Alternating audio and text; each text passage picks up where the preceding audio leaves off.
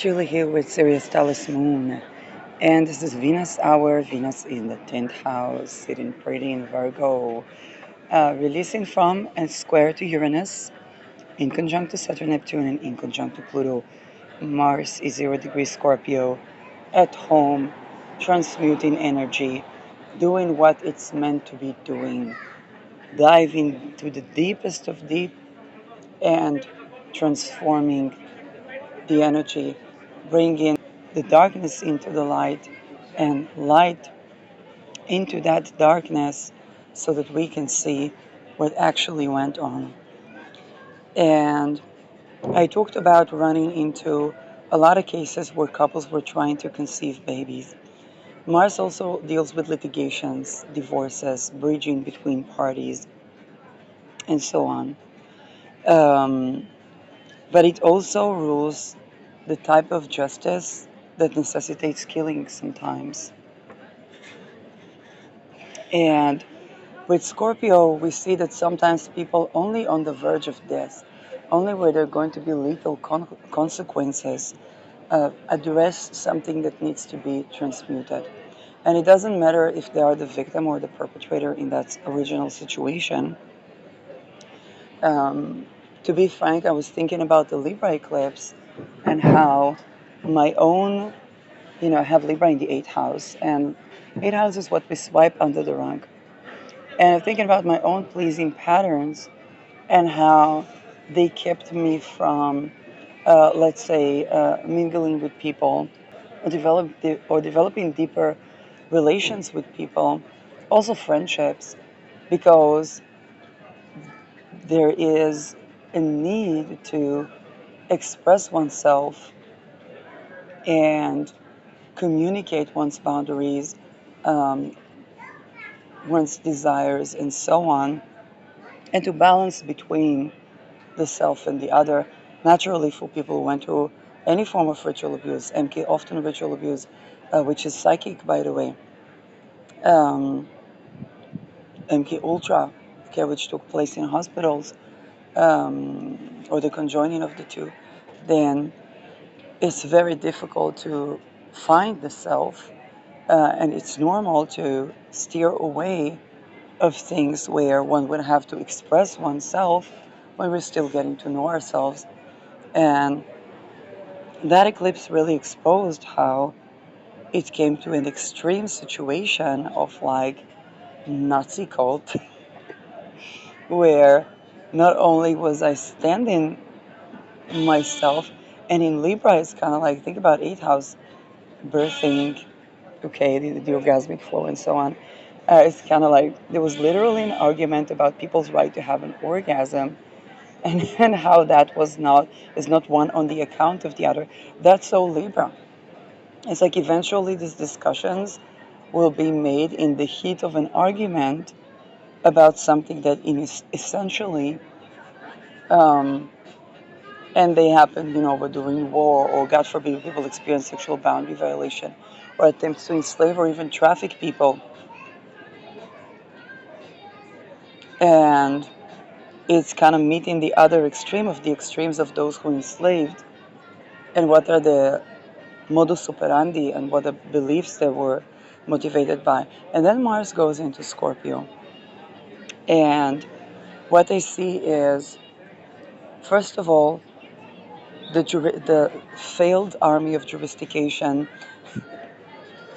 that went from, oh my God, we can't deal with these big megalithic organizations, so let's try a bridging procedure, which is kind of like bridging procedure failure one-on-one explained. But then Scorpio has another, because the next thing I would run into is a couple having a divorce dispute, okay, a legal dispute, while raising a five, the number of Mars, years old child, girl. And immediately what came to my mind is the wounded father, the father where across the generation um, felt as they are the father of the family. And it was as much a responsibility as much as it was a pride and everybody, it's not that he was like, oh, the big patriarch and everybody's subjected. No, it's the father that serves the family. It's the father that is the breadwinner. It's the father that thinks about growing a family. And then when it comes to dealing with sovereign people, let alone girls, um, is something that challenges the way the father role, which is a very solar role that needs a lot of appreciation for its warmth, is not being well received, which is beyond heartbreaking and existential crisis. And this is where we run into the lower frequency of the paternal figure, which is the ego or the fractured ego, which, of course, the change of relations across gender roles, which definitely we see in Libra, is bringing a situation where that father feels like it has a lost honor, a lost appreciation. It's kind of like an exiled son. Think about it, the sun in Libra, yes, is fallen. Why? Because the sun is the one radiant star that shines its light by just being, and Libra, there is always the balancing of one thing and the other.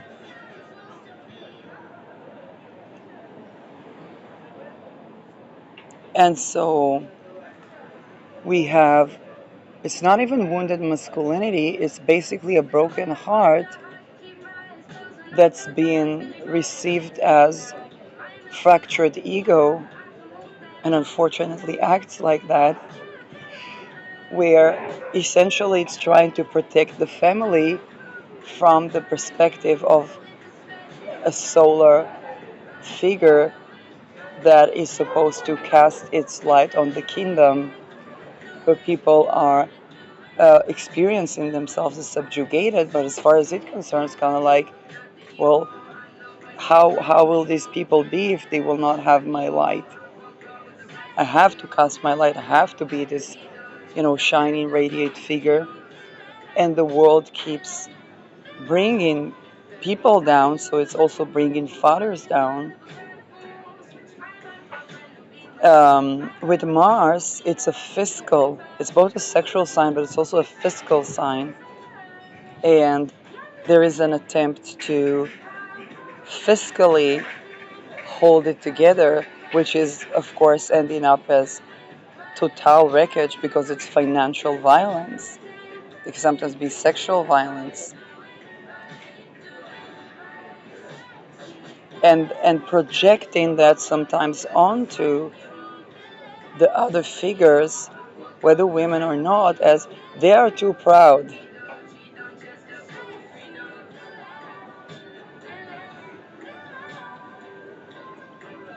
To say the difference, Mars in Libra deals with balancing the things. First, we were subjugated, now you were subjugated, now this, now that.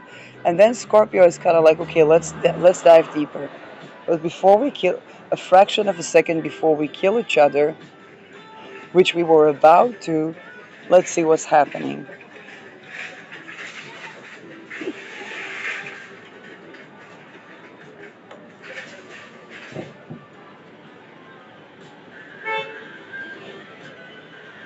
And of course, from any woman's perspective, there was an existential fight to even glow for its own sake.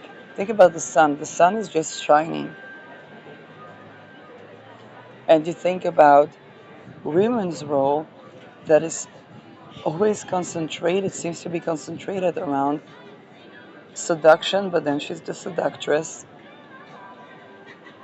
She has to be good in the intimate, not to let down.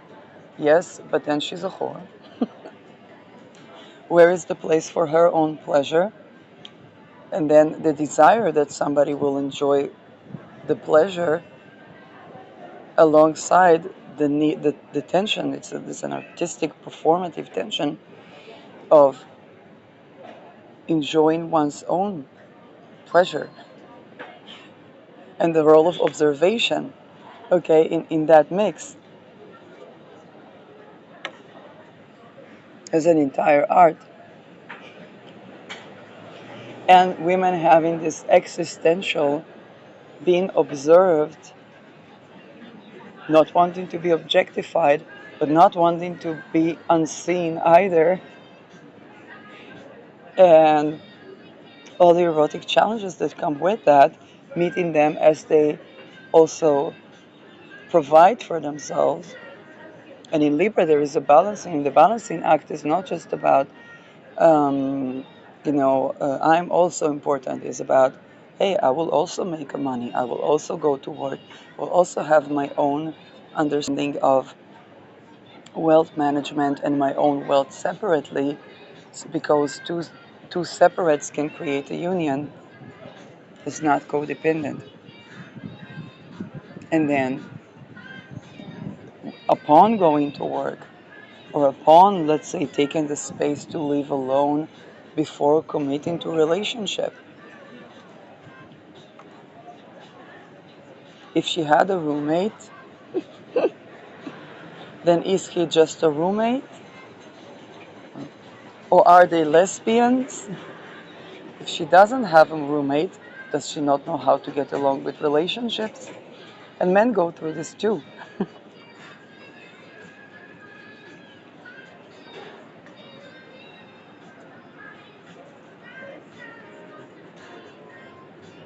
Now, if they live with their parents,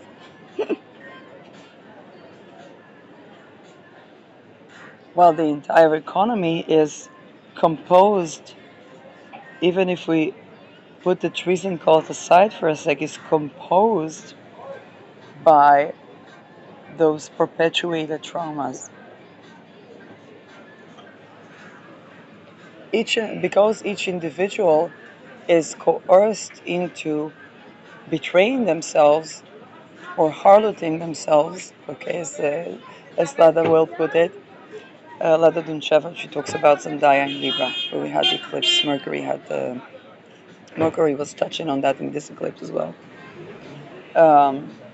So think about the many ways in which we were betraying ourselves, even because people were ritually abused to the extent that they didn't even have themselves. So it's not even a conscious self-betrayal, but trying to access a self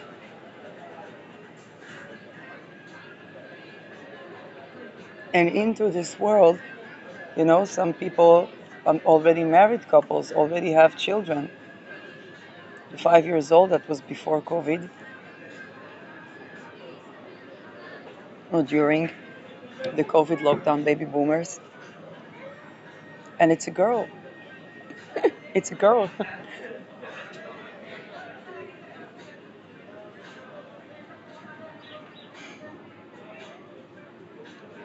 And obviously that girl is not born into enslaving women world. That girl probably, whatever that so, I see white cotton.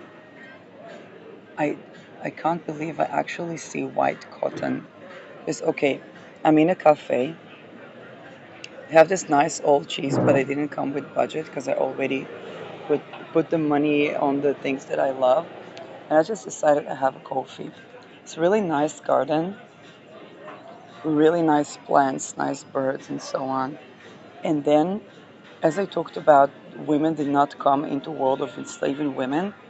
Like, one of the energies around me paid attention to that cotton plant, and I'm like, that's literally just one plant. That is a white cotton plant. It's very associated with slavery, because I know in black slavery, also white slavery, but the slaves were picking up the cotton.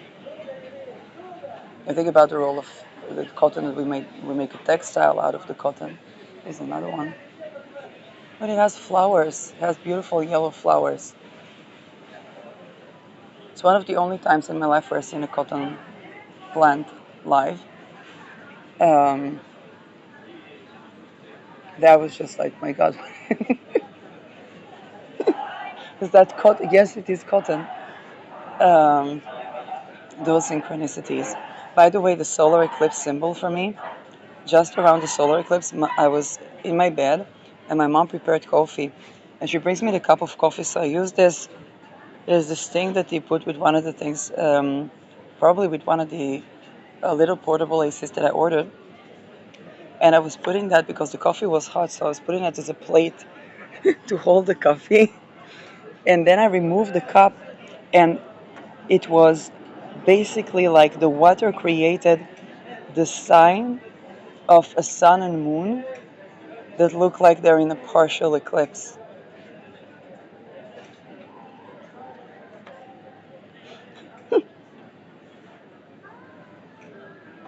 And I was just like awestruck. I don't even know how it happened. So, yeah. So now I talk about, girls did not come to a world that will enslave women of like cotton, literally cotton flower. Um, you have this beautiful, beautiful flowers. I will take some photos later. And so we see girls being born into this world, um, and their parents arguing, and one of the parents, the father, is doing this physical violence, basically, trying to create all kinds of situations that are absolutely not in favor of the child. Now, probably, if somebody put a full stop to him, he probably wants the best for his child.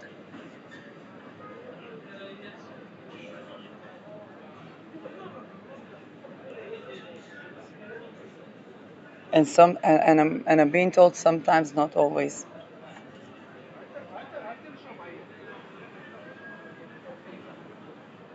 Now, you can imagine that a boy can sometimes be reminded of one of the parents. It's not always the father, but they're gonna look for the father. A girl, okay, it's not for nothing that women talk about their girls as like, this is my mini me. And the boys, you see the father and the boy, and you see the same character sitting in the same posture.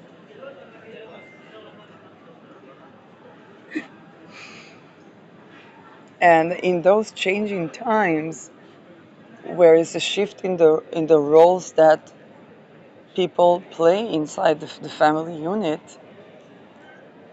then and some people, and I said, with Uranus is in Gemini now, but those things probably started with Uranus-Taurus, and the Uranus-Taurus divorces are challenging.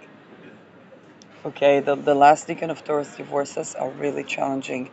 I'm so glad Mars is closing up a cycle with Pluto now, because those are really challenging divorces. Um,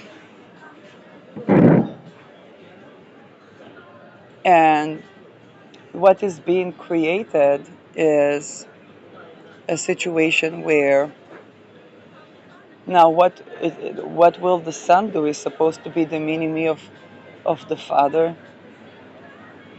and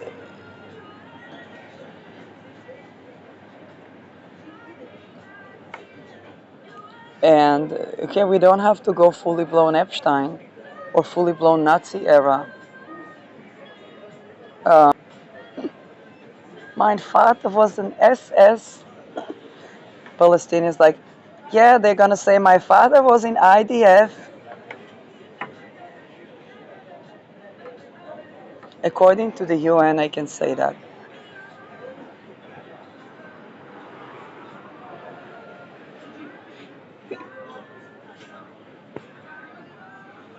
My father was a grandmaster mason.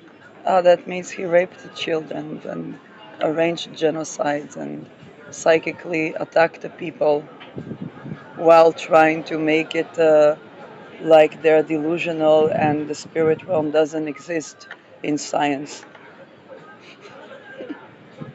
Uh,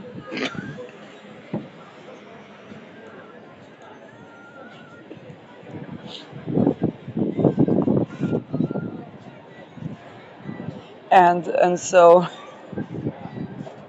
how we detoured around Epstein so elegantly. I'm proud of me. um, but then this is also for the girls with the mini-me's. You know, on the Me Too, one of the reasons that it took me so much time to identify that the person, one of the people I was a TA of, that the person I was sitting in front of is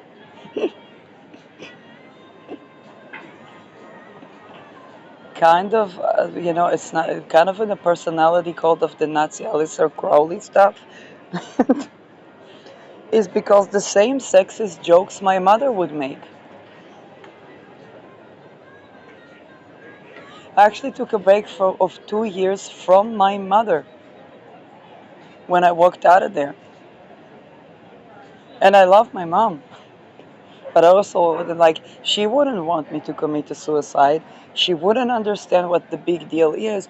And of course, in the Me Too, a lot of women had to, sometimes well into their 60s and even 70s, had to contend with what they contended with. And me as a child, growing into knowing my parent has some sort of a prolonged PTSD, there's not just one event with crowded people that has nothing to do with having to shush about that, because instinctively knowing that, like, having to hold the space basically without even knowing the terms.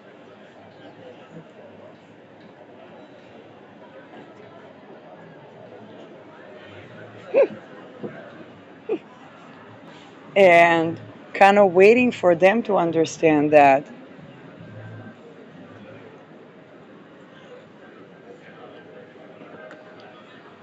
Um,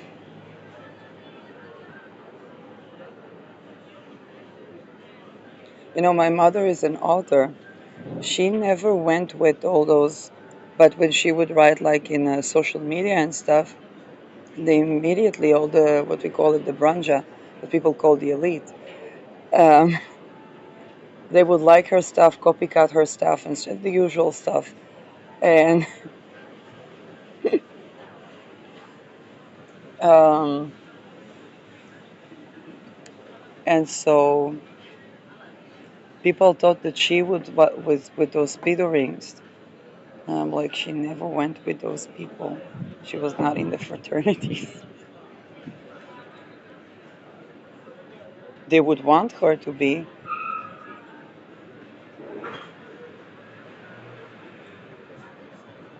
but the people that were in there, they were. And so I'm the second generation, so I guess some people thought that I'm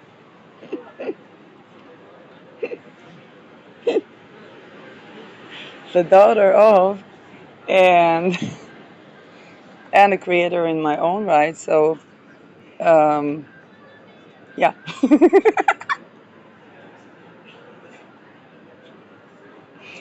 Well, only now I think about that.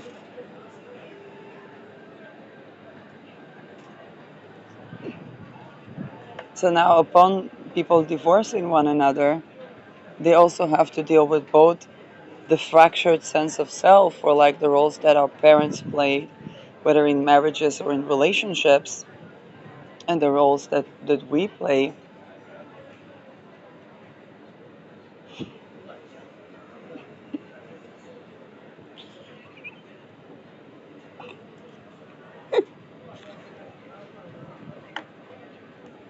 And the level of intricacy.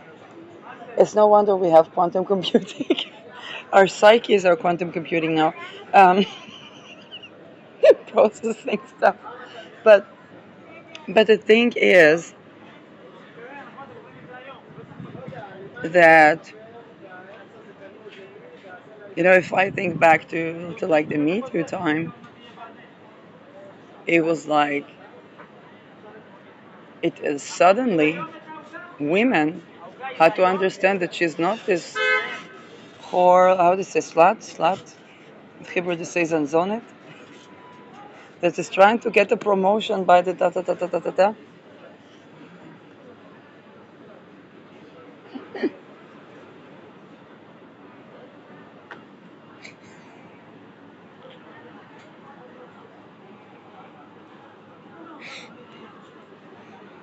It's like until people got that,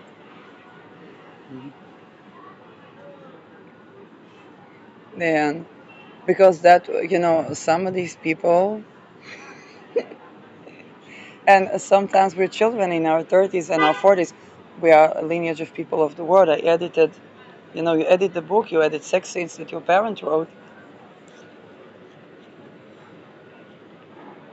or you edit,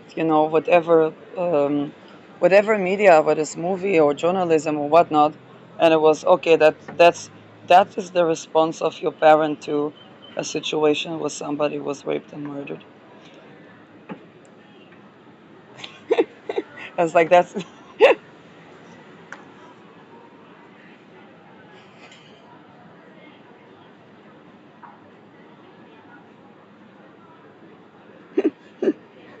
and that's our parents.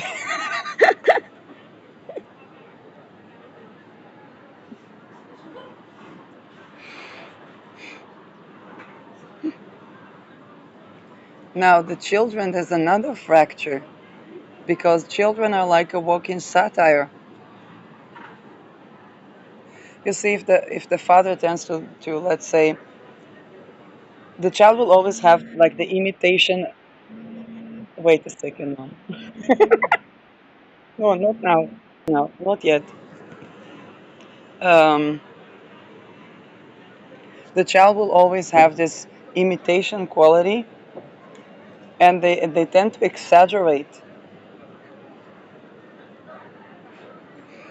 So this, so the parent sees their own, but enlarging mirror of all of the weird, dumb things that they do. Any type of stain around children immediately shows that.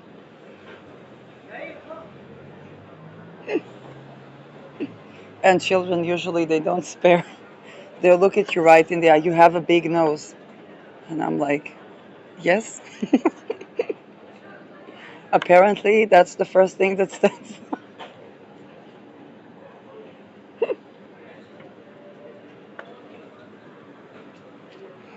Or they would come and hold you because you're the person that they seem to trust and want the nearness of. Um,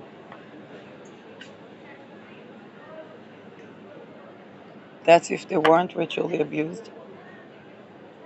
But sometimes if they were as well. Actually, grown people that were ritually abused sometimes would have these childlike responses. I know I do, I know.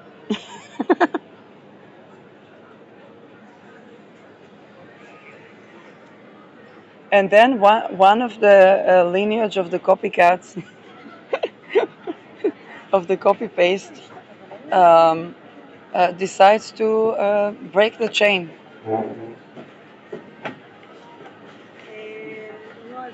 Of course, that's troubling because this is an act of severing ties or divorce that is going to the core, of the stuffs we swiped under the rug, and that part, when by the time Mars reaches Scorpio, it has already been through Libra. It's time to dive deep, but it's also seeking to transmute. Even the legal action was seeking to transmute a situation of feeling unbalanced, feeling disempowered.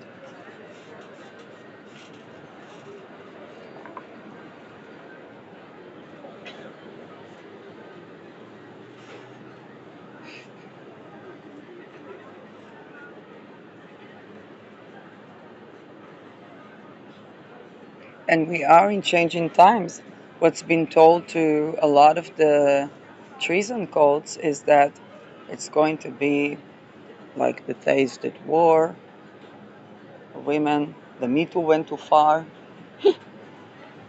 And you think about it, it sounds horrible, but for many people it's a mantra they repeat in order to calm their nervous system down. Now, of course, men are happier with sovereign women, particularly sexually.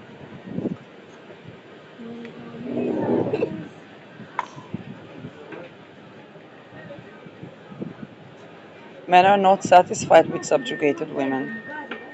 In fact, with subjugated women, they are never satisfied.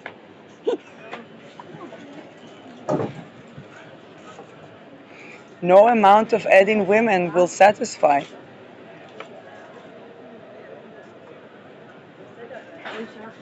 A lot of people love to eroticize the lion. Lions are a lovely animal. They are the servants of many lionesses. I will say that they are the sex slaves of many lionesses.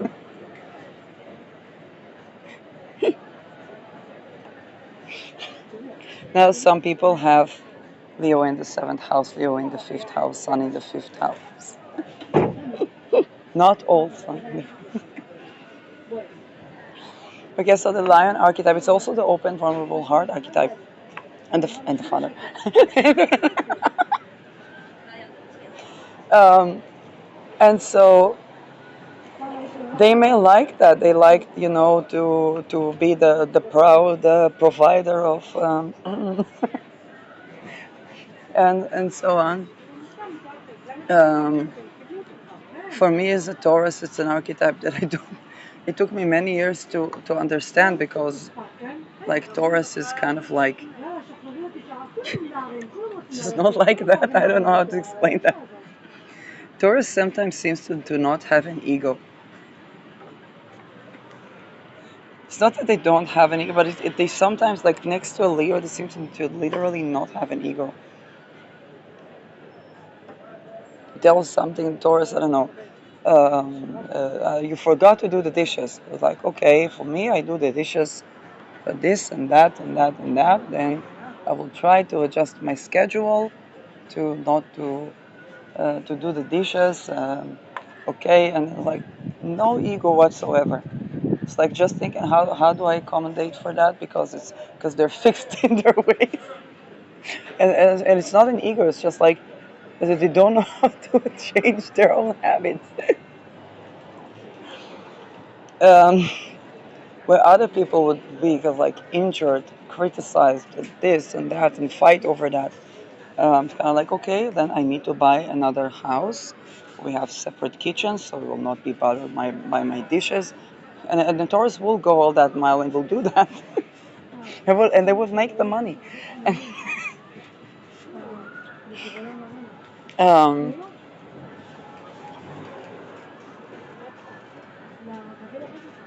so within all of those things, people talk about wounded masculinity, wounded this, or wounded femininity.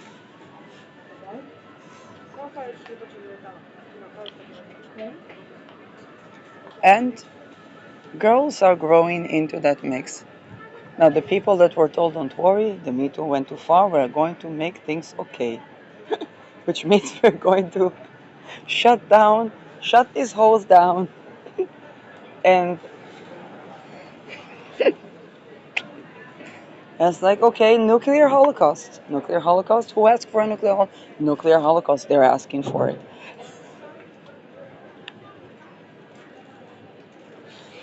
And you see that this juxtaposition within families, they get, this is they're just going crazy. They're in this, I don't know, hormonal state. It will pass. It will pass.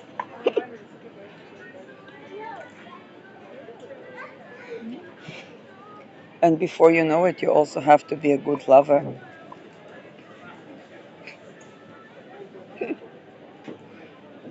While still trying to maintain your corporate job that was built on Masonic slavery.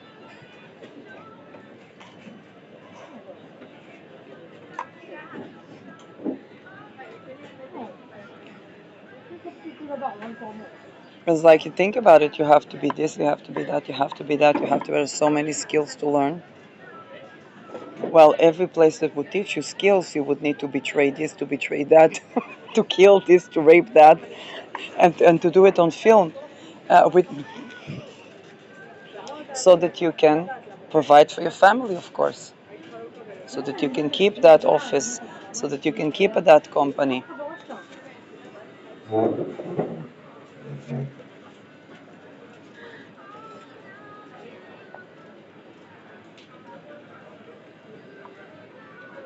And the women, they had to shut down, had to mingle with people that vacate Epstein Island, and sometimes have to join in and do all these rituals.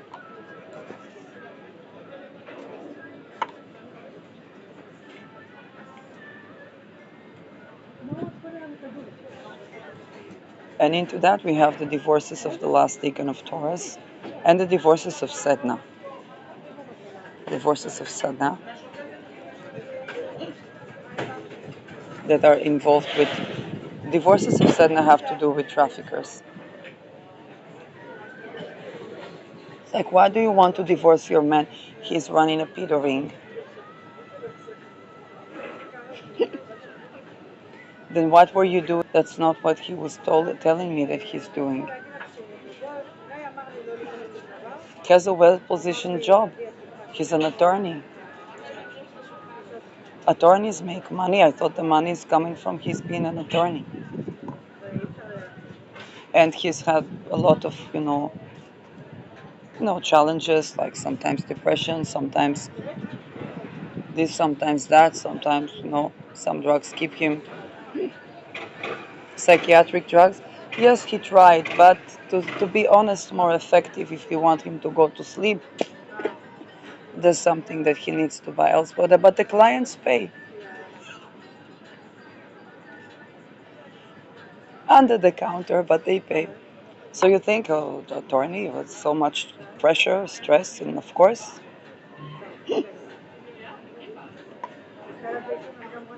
But when I found out about that, I said, no, I want a divorce.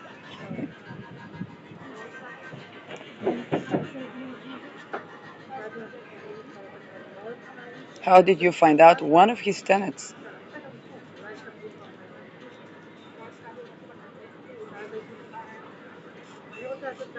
told you no.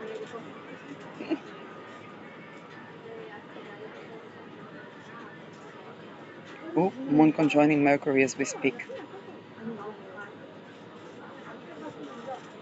The money was missing.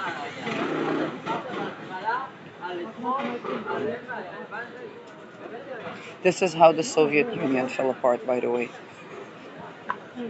Think, replace attorney with oligarchy, and the money was missing.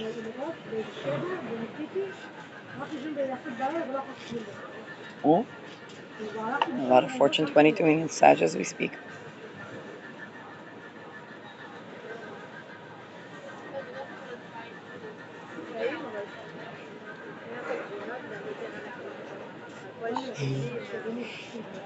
So, divorces right now kind of look like this. Because in divorce, everything comes up. Uranus is space. And when you create space in the situation, first of all, you're able to transmute it because the blocks to the life energy begin to be released.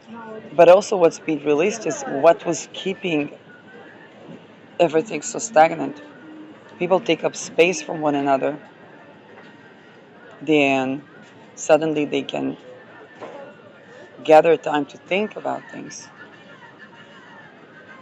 For example, in my previous video, I talked about the 3 generations and how it affected the way that I had to walk up and leave in a very traumatic way to both a person that I knew for 10 years. Not a romantic partner,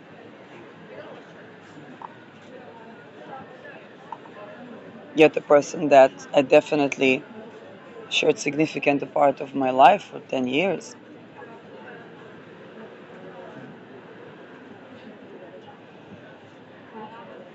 And only now, only as I was speaking about it, even after light gave channeling, and I was like, this is exactly the energies. Only now, 5 years later, 5 years, 5 years, I'm like, okay, that's what happened. I understood that we were playing on this situation that was facing both of us with severe traumas, but I didn't see what was the thing. It was like only the space of literally 5 years. I'm like, okay. So Uranus is also ruling divorce. And as people, first of all, after people divorce, sometimes they're taking up space from one another and they're able to see things more clearly.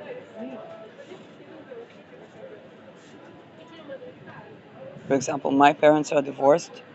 My mother was so accepting. I grew up with my mom. She's so like accepting of everything, understanding her lineage. Like I should never portrayed my father in any negative light. You'd speak about things honestly, but you would always say, "But I had this part, I had that this part," and my father, by the way, did not know that.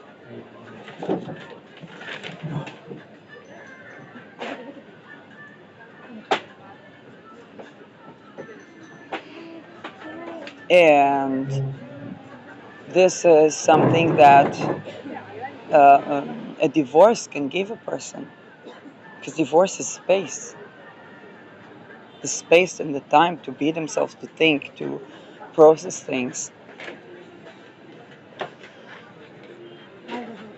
But in the midst of it, Uranus is bringing up the traumas, and the traumas of an entire lineage.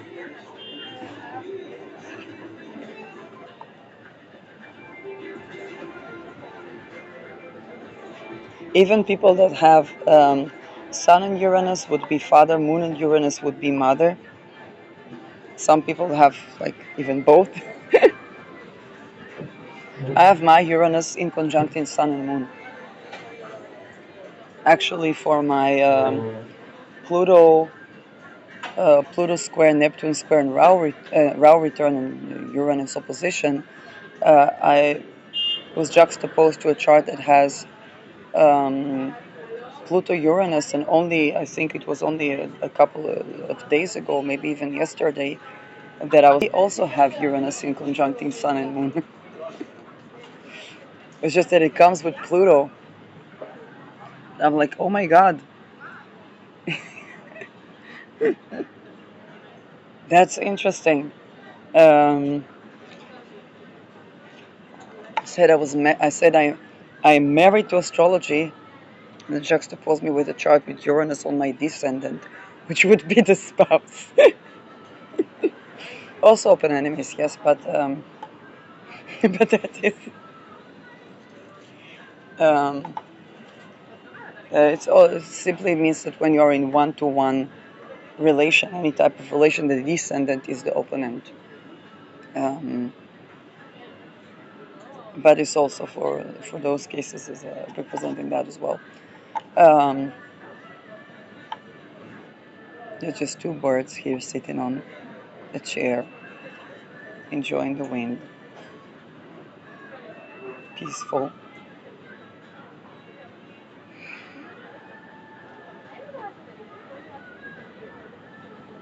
Um, Now here is the thing: because boundary violation, the psychosexual stuff, there is a lot of there's a lot of people who are like, is that all I'm seeing as? They're really trying to regain their access to self-value, but it's like they're gonna have to stop raping, and yet they find it difficult to do that because there is a self-value issue that perpetuates the violence on a psychosexual and financial level.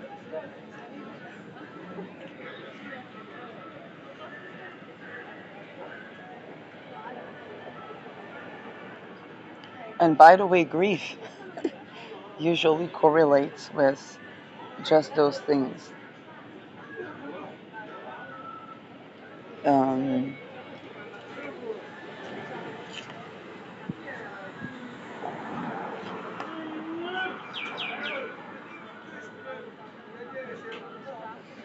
Now, naturally, the girls that come to this world right now, they're not born here to be raped.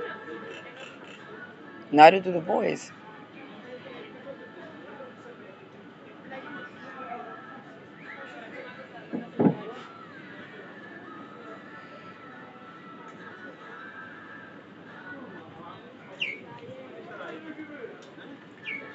But the mantra of the Me Too went too far.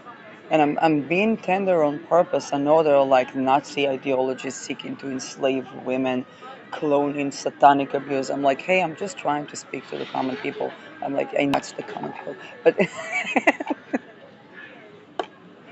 but also, like, being the tenderest of tenders is the people that say the Me Too went too far. And it's a mantra that tries to preserve something that expired for the best, but that mantra still tries to preserve.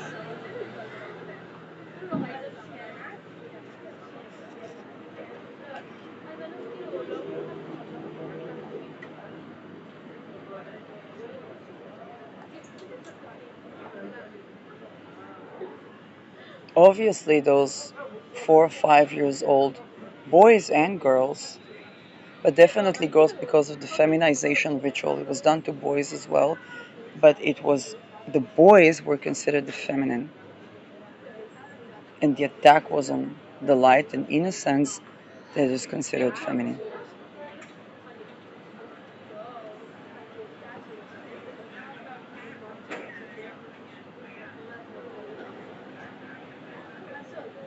The attack was on life itself, and so on, but trying to fragment, to fracture, and so on. Um, but this was one of the main issues that came with that. I know that there were also women that were doing that to girls and boys. So the innocence of the child is, I get it now. Okay, because there were a lot of, I get it.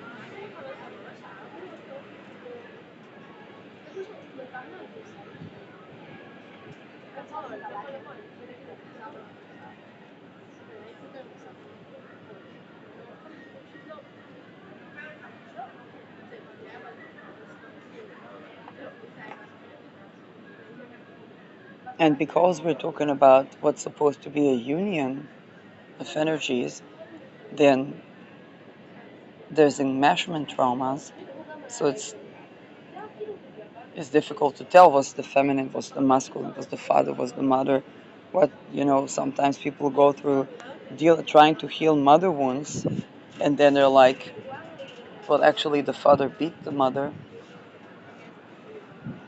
and then trying to heal father wounds, but actually the boy was violated by the mother.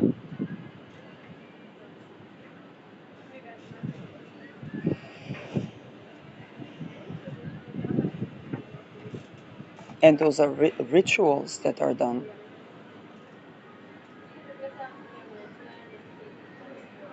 trying to perpetuate the cycle so that people won't heal. Because when women heal, then the Me Too went too far. When men heal, then suddenly they break the courtesan-cartisan division, because you can't put them in a box anymore. So how will they keep a corporate job, right? Think about the cubicles. Mm.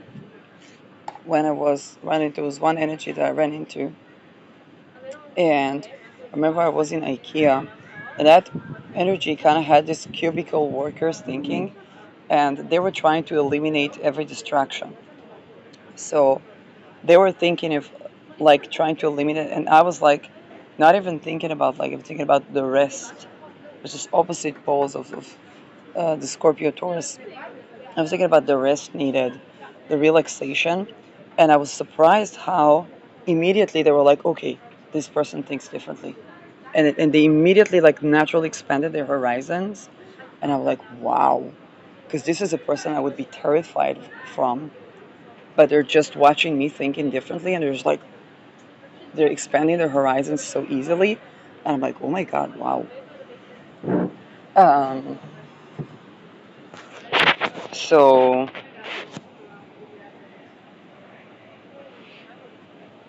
um, yeah, IKEA is a place I go to meditate and contemplate and eat way too much salmon for my own. Um,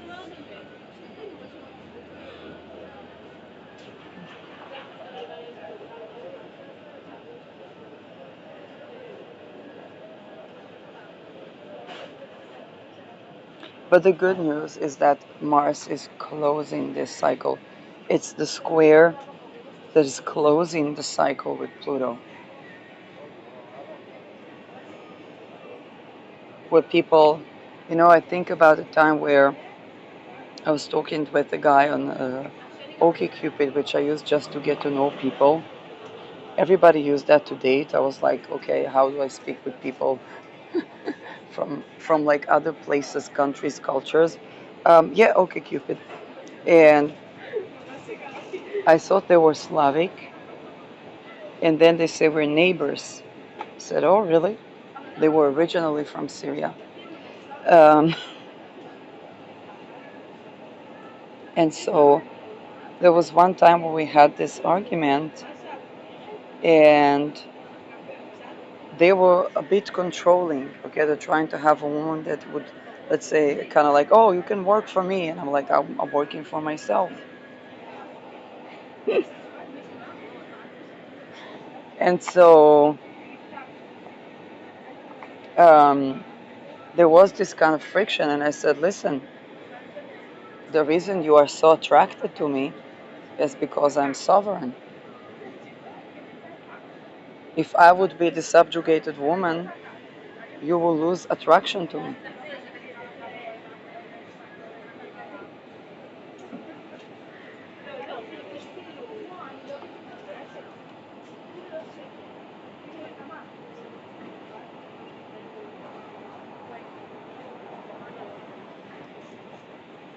Now here's the deal. The Libra archetype is kind of like they play on those, yeah, they play on those subjugated sovereign outside. It can be this, but the Taurus Scorpio is completely different axis. The Taurus is kind of like, that would get me yeasty. That would get me yeasty.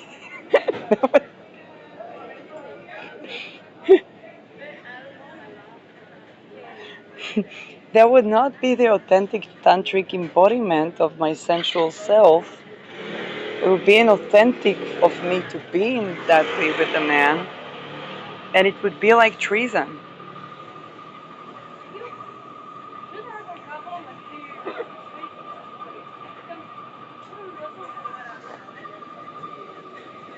It's like why I don't wish to do that to myself, and for the man I don't wish to do that to you, and so this is a calling for a transmutation of the deep. Now, as couples are trying to arrange their finances, egos, fractured psyches, and there's treason cults on both ends of the knife stick.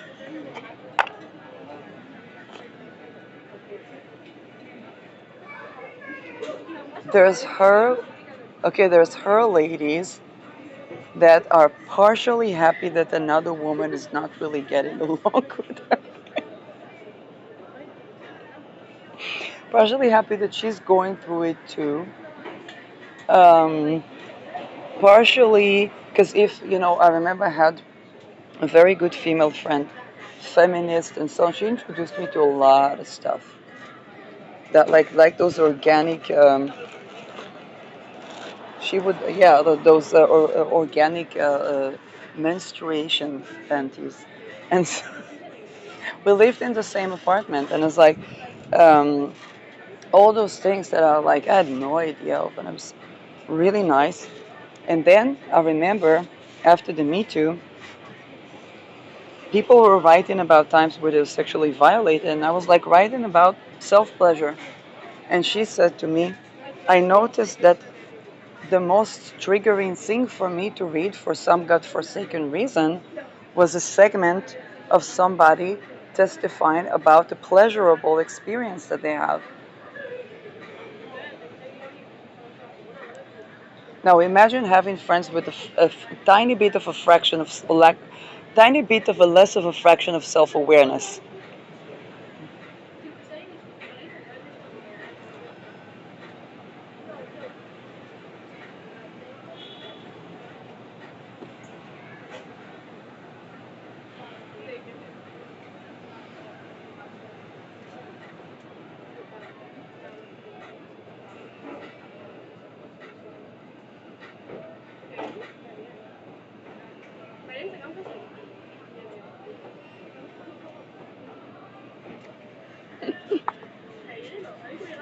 Because what is an orgasm? It's safe and it's free.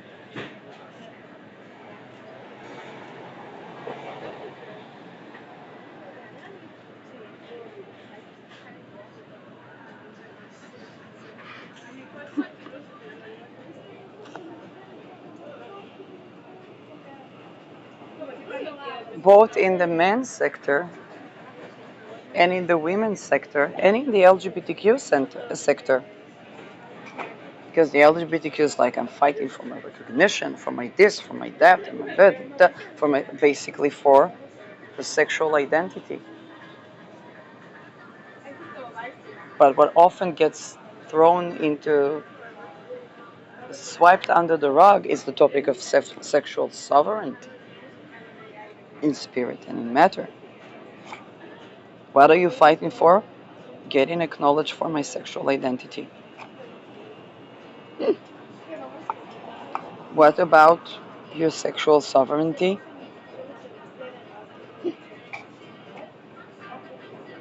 Perhaps if you would be fighting for your sexual sovereignty, it would be easier with the other parts of your identity. What are you fighting for is self-definition.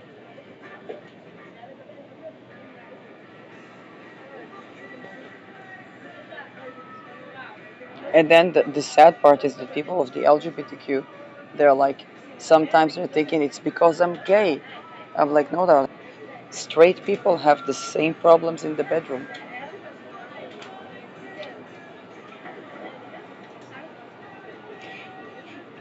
But the problems that they're having is not with your being gay, is with your approximating an orgasm. Big shout out to Darren Hayes. There was the video where he made his video for homosexual. I did not understand the fruity thing. Okay? But the thing is that it was the trauma of him having an erotic rapport, and always it seems like at the expense of somebody being heartbroken.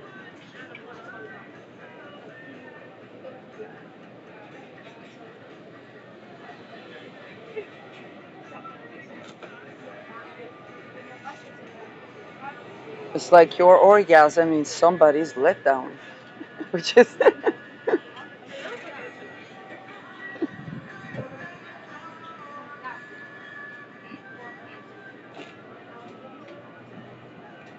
straight people deal with that too.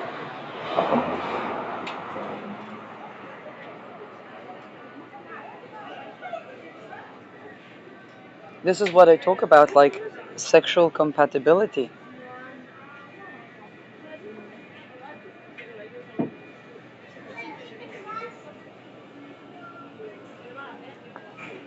Now, if you add the layer of the treason cults, and because of ritual abuse, not only is it difficult to access one's own authentic kink, not programmed, and the programmed orgasms will never feel authentic. They would always feel like approximation, like something is missing, like it's not bringing in the water. Okay, something is missing, something is. When people say, "Oh, this is